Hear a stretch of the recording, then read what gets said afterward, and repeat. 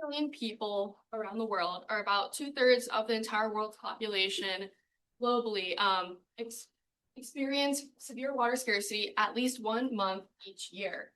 And 2 billion people around the world live in countries where water resources are inadequate. This shows that water scarcity is clearly on the rise and it's impacting communities everywhere, including Nepal. And then specifically in the Kathmandu Valley, water resources are becoming more scarce as a result of practices such as groundwater extraction and then also the increasing climate change. These impacts will especially affect women who around the world tend to manage the water supply at the household level. And as a result, they have to often walk miles or spend hours in line waiting for water resources. And additionally, women tend to be responsible for cooking, cleaning, and washing, which are all water-intensive activities. So as a result, they feel this burden the greatest. I'm Laura Nash. I'm a student, and we are studying how climate change and commercial groundwater extraction are impacting both water security and gender equality. So to do this, we want to incorporate community perspectives. We feel that it's really important to hear from people who are on the ground and who are witnessing these impacts firsthand to guide solutions in the future. So we conducted conversations with community members, get their point of view, as they're often left out of these discussions. So to do this, I wanted to see how household water use has changed over the last few years of growing levels of scarcity. See people who maybe change what water resources they use, if they maybe use less to conserve water, or if they even use more to disregard scarcity entirely. I also wanted to understand what strategies communities might plan to use or are already using to make groundwater extraction more sustainable. And then lastly, I wanted to understand how changing water access might shift and reinforce the traditional family structures in Nepal. See if women are being disproportionately affected, if the burden that they face at home is maybe worse than normal. To do this, we both interviewed key informants and also surveyed the general public to see how they feel about these issues.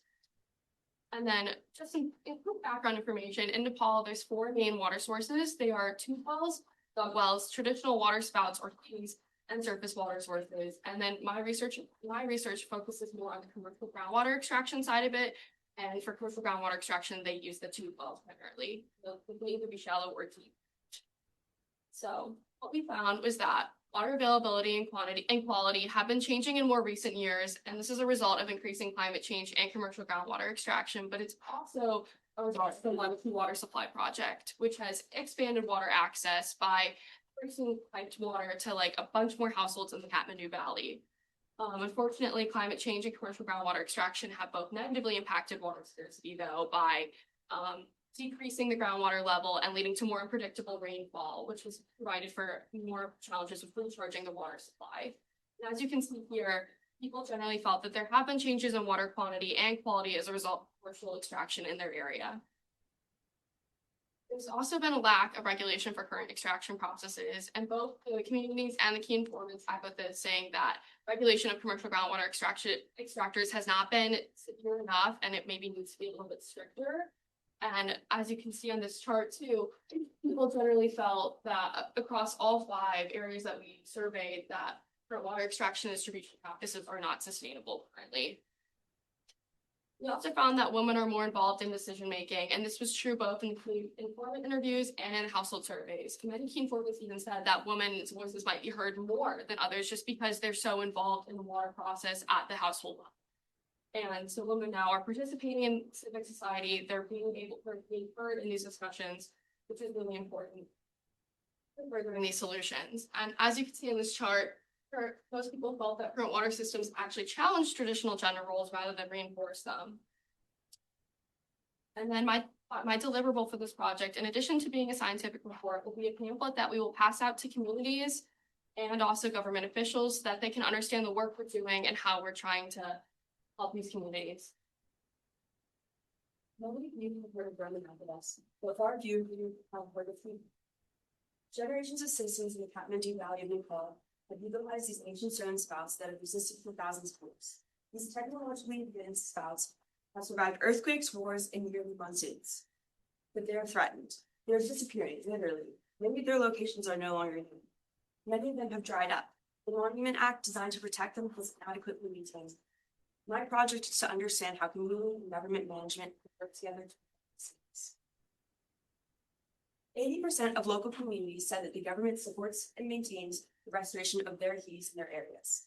The government officials we talked to said that they fund projects, provide technical support, and construction. The government says that the funding is not limited and that restoration is done as needed. But many community members have said that this support is inadequate. Of the heaties I saw, most needed some level of maintenance, and many of them were completely unusable. The main problem seems to be urbanization. There's no proper scanning done of the ground before a lot of construction of new buildings and hotels. This forces the citizens to turn to groundwater extraction as a sustainable source. The community maintains and the government funds. It's a sentiment I heard over and over. Yet there seems to be a lack of transparency to establish clear goals and expectations. Physical heaties are being lost to time and degradation, but so are their histories.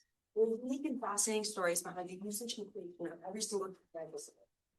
But unfortunately, many younger generations are becoming less involved.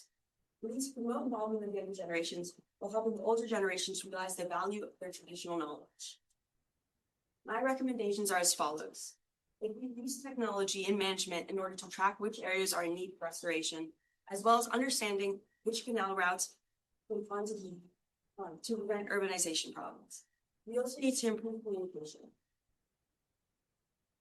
Through community involvement, we fund for facilitation between younger and older generations, as well as the community and the government. We also must prioritize bottom-up conservation. This will prioritize local needs. It will require more transparency of the government, as well as promoting involvement and empowerment as community in order to manage restoration and budget. There are unique funding opportunities.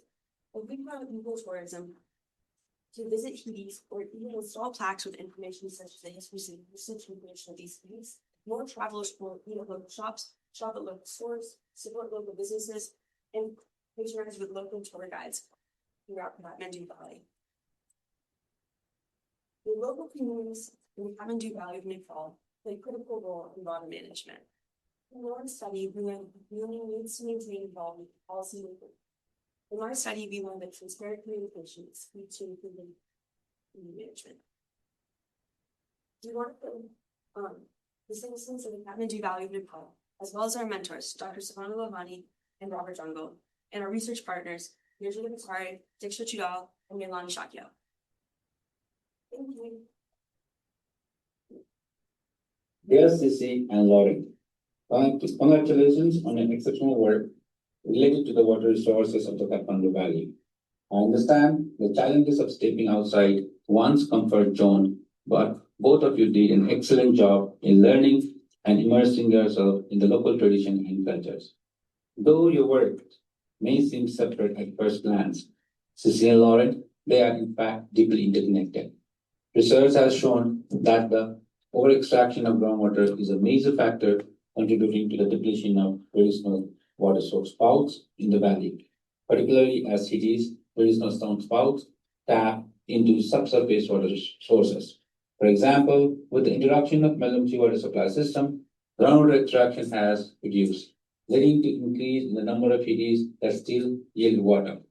These city structures are a remarkable testament to the ingenuity of our ancestors who, without modern engineering, utilized the knowledge of groundwater system to channel water into the valley from distant sources. They are truly living heritage, and many organizations are working to raise awareness and preserve these invaluable architectural elements. Some traditional spouts have already begun the process of revival, though a significant challenge remains, that is identifying sustainable water sources for these traditional cities. These efforts will need to continue, but before that, it is crucial to educate the people, public, and relevant organizations about the importance of preserving these cities. Cece's work, in particular, will play a vital role in raising awareness and drawing international attention to this living heritage of the valley. Similarly, Lauren's work is also of great significance, focusing on peri-urban water security in the face of climate change and urbanization.